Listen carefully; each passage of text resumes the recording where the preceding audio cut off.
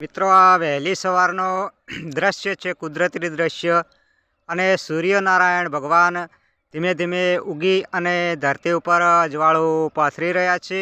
તો મિત્રો વહેલી સવારે ઉઠી અને આપણે હિન્દુ ધર્મમાં સૂર્યનારાયણ ભગવાનને જળ ચડાવવાનો મહિમા છે। તો કોઈક કવિઓએ પણ કીધું છે કે ભલે ઉગ્યા બાણ બાણ તુમારા લઉં ભામણા।